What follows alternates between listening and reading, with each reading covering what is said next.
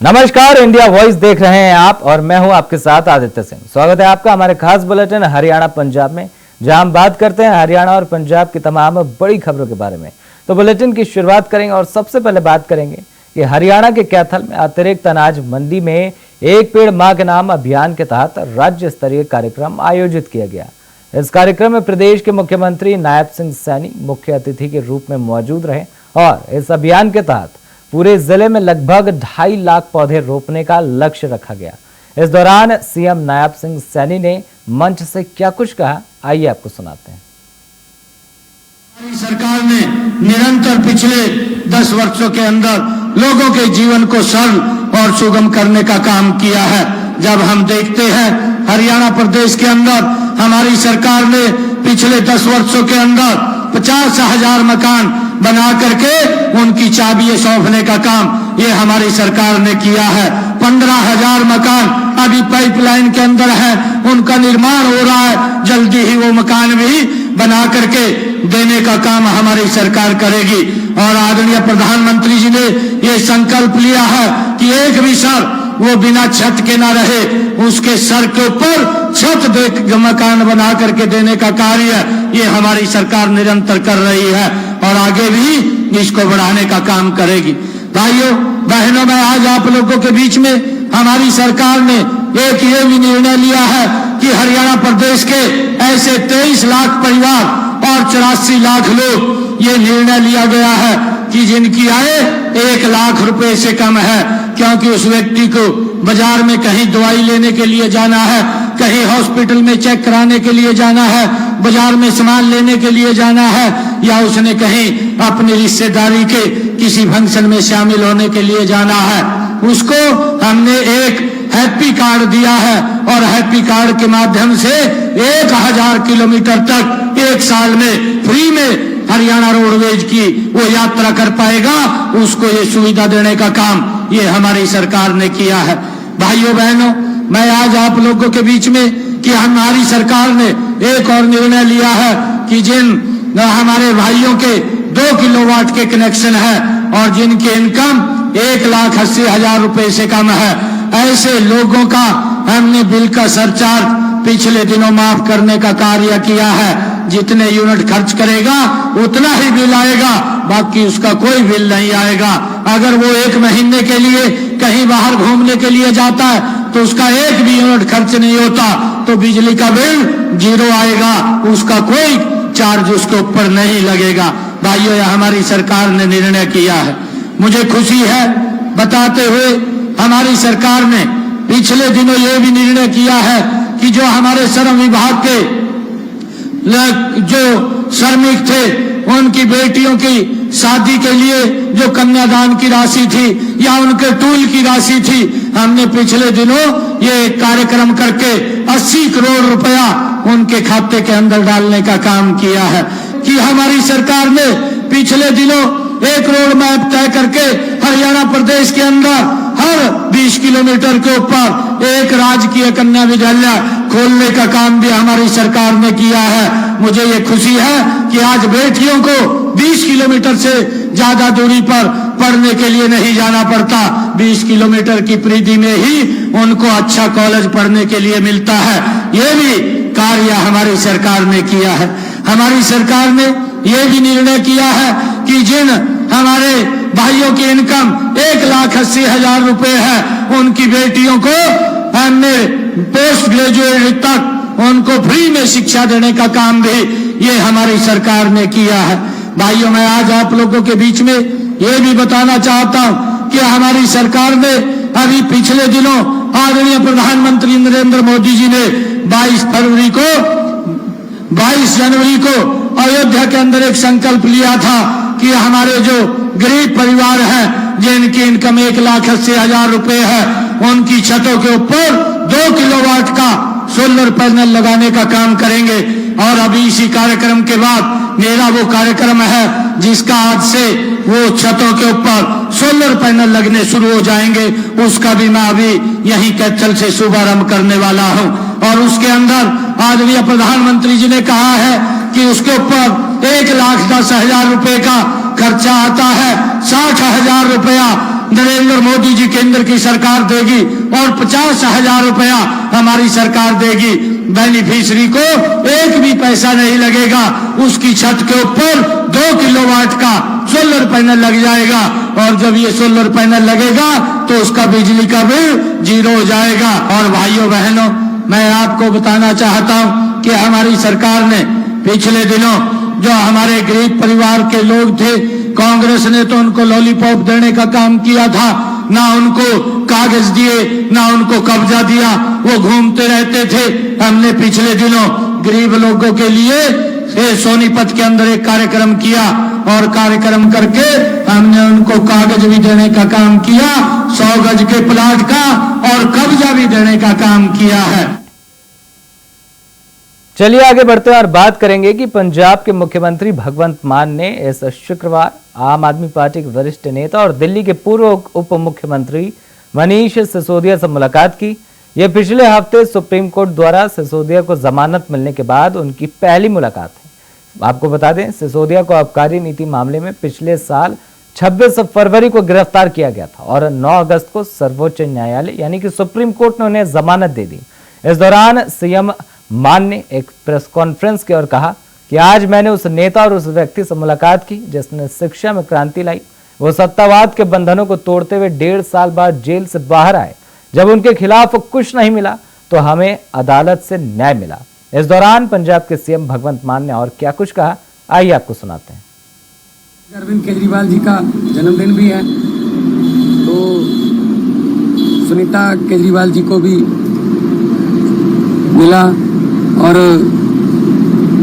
हमें उम्मीद है कि जैसे संजय सिंह जी और मनीष सिसोदिया जी इनकी तानाशाही की, अहंकार की दीवारों को तोड़कर न्यायालय में जाकर सच्चाई की जीत हासिल करके बाहर आए हैं। आने वाले कुछ दिनों में ही आपके इन्हीं कैमरों के जरिए हम अरविंद केजरीवाल जी को भी बाहर आते हुए देखेंगे, क्योंकि इनके पास कुछ नहीं है। इनके पास सिर्फ झूठे पर्चे हैं, एक पर्चे से निकलते दूसरे में डाल देते हैं। सिर्फ ये कि दिल्ली का मुख्यमंत्री जेल में रहे, नेताओं को जेल में, सत्येंद्र जैन जी को, संजय सिंह जी को, मनीष जी को, अरविंद जी को जेल में करके उसके बाद इन्होंने कोशिश की, बीजेपी ने, जो इनकी आदत है कि पार्टी को तोड़ दें कहीं ना किसी तरीके से, लालच दे लें किसी को, या किसी को वैसे ही डरा लें कि अब कुछ नहीं होगा जी, पार्टी बिखर गई है वो। तो मुझे ये बताते हुए खुशी हो रही है, उस संकट के समय में हमारी पार्टी बिल्कुल नहीं टूटी और कोई दरार नहीं है पार्टी में, कोई किसी किस्म का ग्रुपिज्म नहीं है, कुछ नहीं है। इन्होंने अफवाहें बहुत फैलाई, परसेप्शन बनाने की कोशिश की, झूठा प्रचार किया कि शायद अरविंद केजरीवाल मनीष सिसोदिया का नाम ले देंगे, शायद मनीष सिसोदिया अरविंद केजरीवाल का नाम ले देंगे। इससे मतलब झूठा प्रचार करते रहे, लेकिन हम किसी और मिट्टी के बने हुए हैं, हम नॉन पीढ़ी के बैकग्राउंड से आए हुए लोग हैं।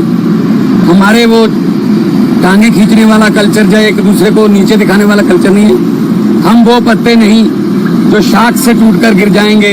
आंधियों को कह दो अपनी औकात में रहें। मनीष सिसोदिया जी के आने के बाद पार्टी और मजबूत होगी और खुद भी वो बहुत मेंटली तौर पे स्ट्रांग होके निकले हैं, और ऐसे ही अरविंद केजरीवाल जी मेंटली तौर पे और स्ट्रांग होके निकलेंगे। और ये पार्टी जो है आने वाले फ्यूचर में देश का जो भविष्य है, देश का जो फ्यूचर है, वो आम आदमी पार्टी है। पंजाब और हरियाणा में हम जिस ईमानदारी से और जिस शिद्दत से काम कर रहे हैं और लोग उन कामों को रजिस्टर भी कर रहे हैं, शाबाशी दे रहे हैं, तो चाहे वो एजुकेशन के फील्ड में हो, बिजली के फील्ड में हो, हेल्थ के फील्ड में हो, इंफ्रास्ट्रक्चर के फील्ड में हो, तो हम काम ऐसे करते रहेंगे। और भले ही हमारे जो है पंजाब स्टेट के जो हक बनता है, बहुत से पैसा इन्होंने रोका हुआ है, चाहे वो आरडीएफ का हो, चाहे एनएचएम का हो, चाहे और डिपार्टमेंट का हो, लेकिन हम पंजाब वाले हैं। देखो, पंजाब ने लीड किया था आज़ादी में भी, पंजाब ने लीड किया था हरी क्रांति में भी, तो पंजाब अपने पाँव पे खुद खड़ा होना जानता है, और पंजाबी पूरी दुनिया में कामयाब हैं, सफल हैं।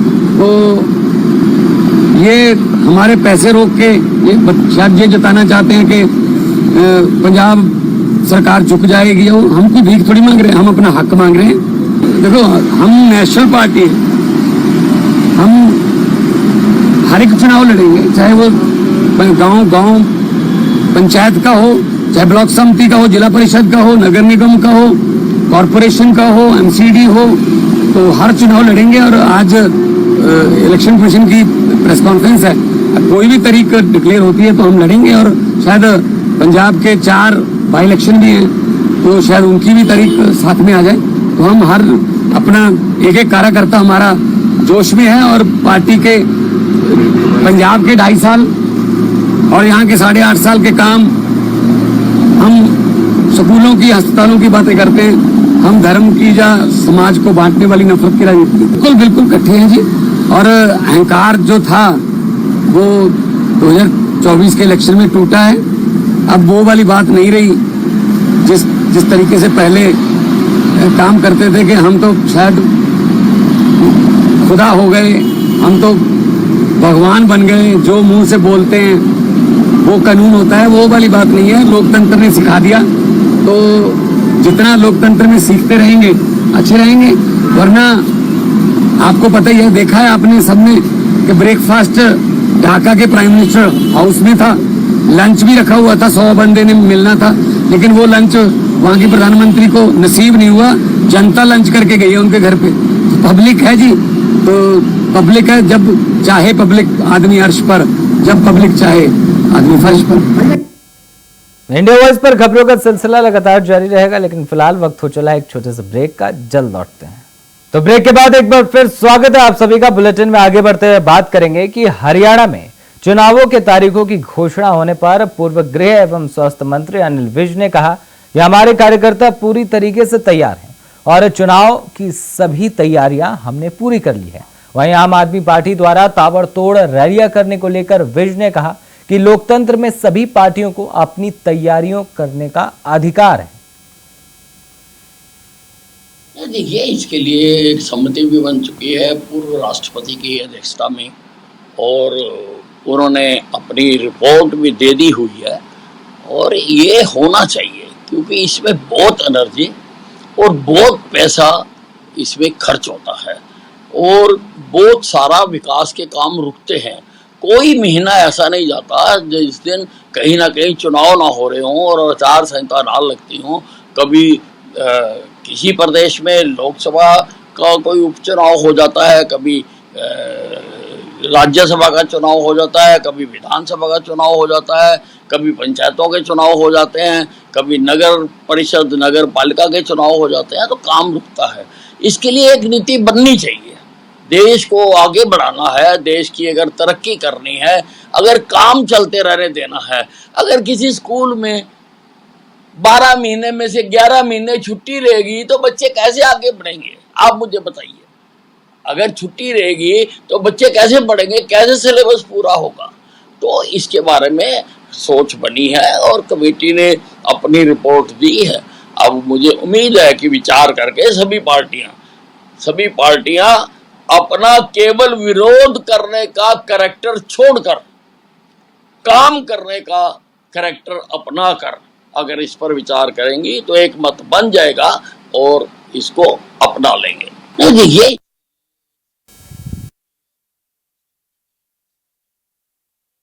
इसके लिए एक समिति भी बन चुकी है पूर्व राष्ट्रपति की अध्यक्षता में, और उन्होंने अपनी रिपोर्ट भी दे दी हुई है। और ये होना चाहिए, क्योंकि इसमें बहुत एनर्जी और बहुत पैसा इसमें खर्च होता है और बहुत सारा विकास के काम रुकते हैं। कोई महीना ऐसा नहीं जाता जिस दिन कहीं ना कहीं चुनाव ना हो रहे हों और आचार संहिता ना लगती हों। कभी किसी प्रदेश में लोकसभा का कोई उपचुनाव हो जाता है, कभी राज्यसभा का चुनाव हो जाता है, कभी विधानसभा का चुनाव हो जाता है, कभी पंचायतों के चुनाव हो जाते हैं, कभी नगर परिषद नगर पालिका के चुनाव हो जाते हैं, तो काम रुकता है। इसके लिए एक नीति बननी चाहिए। देश को आगे बढ़ाना है, देश की अगर तरक्की करनी है, अगर काम चलते रहने देना है, अगर किसी स्कूल में 12 महीने में से 11 महीने छुट्टी रहेगी तो बच्चे कैसे आगे बढ़ेंगे, आप मुझे बताइए।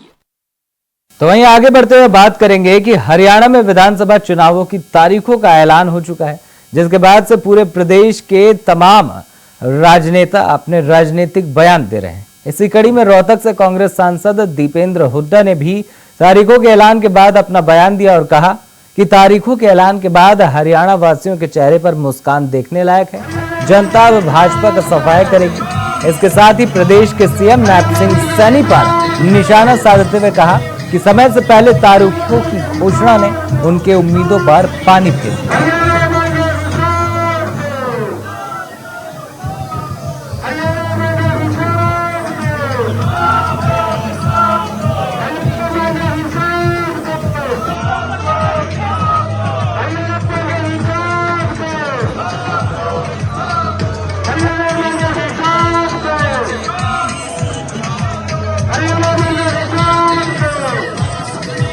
इलेक्शन कमीशन ने शेड्यूल अनाउंस कर दिया हरियाणा का, और जिसके अनुसार 1 अक्टूबर को वोटिंग है, 4 अक्टूबर की गिनती। आज वो दिन आ गया है जिस दिन का हरियाणा वासी बेसब्री से इंतजार कर रहे थे।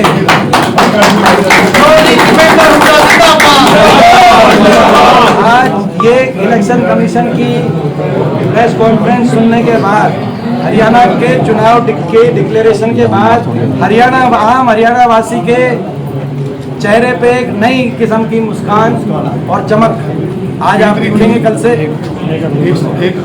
और ये जो नॉन स्टॉप सरकार कह रही बीजेपी नॉन स्टॉप।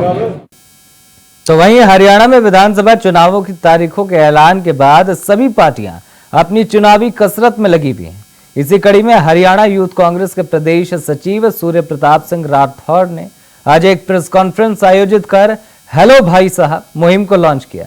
इस दौरान राठौड़ ने कहा कि इस माध्यम से जनता सीधे तौर पर उनसे जुड़ सकती है और अपने क्षेत्र की समस्याओं के बारे में हमें जानकारी दे सकती है। इस दौरान उन्होंने कहा कि इस दफ्तर में जनता के Aadhaar card, ration card, BPL card, Ayushman card, voter card व अन्य सभी दस्तावेजों से जुड़ी समस्याओं का समाधान किया जाएगा। इस मौके पर राठौड़ ने बीजेपी सरकार पर आरोप लगाते हुए कहा कि हरियाणा प्रदेश में पिछली कई सालों से बीजेपी की सरकार है, लेकिन बीजेपी ने जनहित में कोई काम नहीं किया और आने वाले विधानसभा चुनाव में प्रदेश की जनता इन्हें सत्ता से बाहर करने का काम करेगी और एक बार फिर प्रदेश में भूपेंद्र सिंह हुड्डा के नेतृत्व में कांग्रेस की सरकार बनेगी। तो आगे बढ़ते हुए बात करेंगे कि हरियाणा में गुरुद्वारों की देखरेख के लिए सरकार ने नई गुरुद्वारा प्रबंधक एडहॉक कमेटी का गठन किया है। इस कमेटी में 16 पुराने तो वहीं 25 नए मेंबर्स को शामिल किया गया। इस मौके पर हरियाणा सिख गुरुद्वारा प्रबंधक कमेटी के प्रधान भूपेंद्र सिंह असंध ने प्रेस वार्ता कर सरकार का धन्यवाद किया और कहा कि सरकार ने एक बार फिर से हमें गुरुद्वारों की सेवा करने का अवसर दिया है और हम कमेटी में शामिल नए सदस्यों के साथ मिलकर गुरुद्वारों की सेवा करने का काम करेंगे। इसके साथ ही कहा कि हरियाणा सरकार का गुरुद्वारों की प्रबंधक कमेटी बनाने में भी बड़ी भूमिका रही है। हरियाणा कमेटी जब से बनी है, हरियाणा के सिखों और गुरु घरों के लिए लगातार काम किए जा रहे हैं और ये काम आगे भी इसी तरीके से जारी रहेंगे। तो वहीं मौके पर हरियाणा गुरुद्वारा प्रबंधक कमेटी के प्रदेश प्रवक्ता कंवलजीत सिंह अजराना ने भी सरकार का धन्यवाद किया और कहा कि कमेटी गुरु घरों के लिए हमेशा खड़ी रहेगी और विकास कार्यों को हमेशा गति देने का काम करेगी।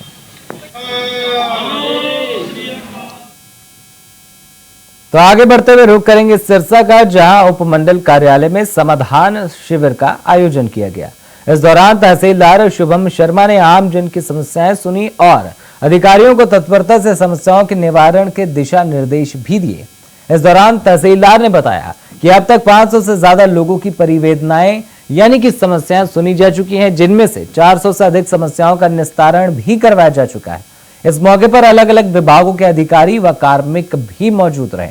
उन्होंने बताया कि हर कार्य दिवस को जिला व उपमंडल स्तर पर सुबह 10 से 12 बजे तक आमजन की समस्याएं सुनी जाती है और प्राथमिकता के साथ उनका समाधान भी किया जाता है। प्रशासन का उद्देश्य सरकार द्वारा चलाई जा रही जन कल्याणकारी योजनाओं व सेवाओं का लोगों को समयबद्ध तरीके से व उचित लाभ दिलाना है। तो चलिए अब बात चंडीगढ़ की करेंगे, जहां चंडीगढ़ के सेक्टर 26 की सब्जी मंडी में लाखों खर्च करने के बाद भी गंदगी का अंबार लगा हुआ है और बरसात के मौसम में मंडी में पानी जमा होने से आड़ती और व्यापारियों की परेशानी और बढ़ने लगी है। अब आलम यह है कि गंदगी के कारण लोग मंडी में सब्जी खरीदने से कतराने लगे हैं, तो वहीं दूसरी ओर बरसात के कारण कई तरह की बीमारियों के फैलने का खतरा भी बना हुआ है। आपको बता दें कि सब्जी मंडी से रोजाना सैकड़ों ट्रक गुजरते हैं, लेकिन मंडी में गंदगी का अंबार लगने से बरसात में लोगों को भारी परेशानी का सामना करना पड़ रहा है। आपको बता दें, हरियाणा, पंजाब और हिमाचल जैसे राज्यों के किसान भी अपनी सब्जियों को लेकर चंडीगढ़ की इस मंडी में पहुंचते हैं।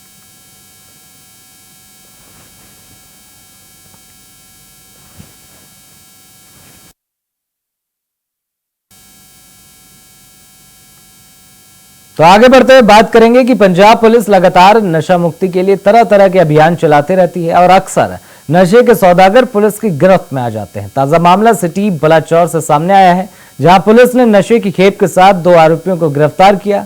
जिला शहीद भगत सिंह नगर के सीनियर पुलिस कप्तान डॉक्टर महताब सिंह के दिशा निर्देशों का पालन करते हुए उप कप्तान police sub division Balachaur Shyam सुंदर शर्मा के नेतृत्व में पुलिस की टीम ने बुरे तत्वों और नशे पर लगाम लगाने के लिए दबिश दी और आपको बता दें, शमशान घाट से 2 लोगों की गिरफ्तारी की और नशे की खेप को बरामद किया है।